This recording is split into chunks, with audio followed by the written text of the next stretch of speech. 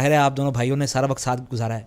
یہ خطابت میں آنے کا سلسلہ کیسے شروع ہوا؟ کوئی ان کی انسپریشنز تھے؟ کیا معاملہ ہوا؟ آپ کا جو آج کا موضوع ہے یہ میرے گھر کا موضوع ہے، اور میں یہ کیفیت محسوس کر رہا ہوں کہ اپنی لاش پہ رونے کا عمل جو ہے وہ کتنا مشکل ہوتا ہے. جو علامہ صاحب کی خطابت کا آغاز ہوا وہ یوں لگتا ہے میرے سامنے کا قصہ ہے. ان کا اپنا کب ارادہ ہو گیا کہ میں نے بھی اسی فیلڈ میں جانا ہے؟ کا ذاکر نہیں آیا تو کیا ہوا، آج کی مجلس سے میں خطاب کروں.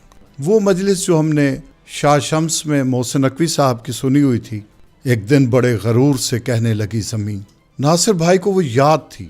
یہ جو انہوں نے اپنا ایک اسلوب بنا لیا، یہ کیسے انہوں نے بنایا؟ کہ ناصر عباس بنا ہی ذاکری کے لیے تھا. جیسے وہ لکھا ہوا ہوتا ہے نا، ہمدرد وقف پاکستان، تو آپ لکھ سکتے ہیں ناصر عباس وقف اہل بیت. ایک مقرر جو کہ اس پائے کا مقرر ہو، اس پائے کا عالم دین ہو، اس کے اپنے احساسات کیا ہوتے ہیں؟ اس بندے میں بالکل بناوٹ نہیں تھی. آخری جو ملاقات ہماری ہوئی تقریباً 2 بجے کے قریب، میں کالج سے آیا اور یہ کہیں مجلس سے آئے جیسے تھکے ہوئے، بال بکھرے ہوئے، تو میں نے دیکھا کہ والدہ کو دبا رہا ہے. یہ جو مشکلات کا سلسلہ تھا ان کا، یہ کب سے شروع ہونے لگا تھا؟ کیونکہ ہماری آنکھوں کے سامنے تو وہی ہے جو ہم نے دیکھا ہے. وہ اپنے دکھ نہیں بانٹتے تھے، اور شاید اس لیے نہیں بانٹتے تھے کہ وہ کسی اور کو دکھ ہی نہیں کرنا چاہتے. وہ محبتیں بانٹنے والا تھا.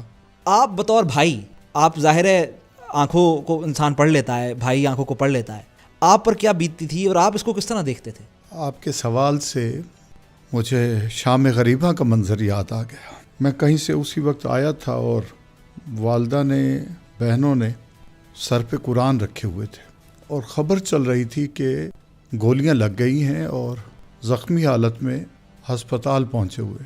قرآن اٹھا کے یہی دعا کی جا رہی تھی کہ اگلی خبر ہم نہ سنیں. فراز دار سے میسم بیان دیتے ہیں، کیا بات! رہے گا ذکر علی ہم زبان دیتے ہیں. ہائے ہائے.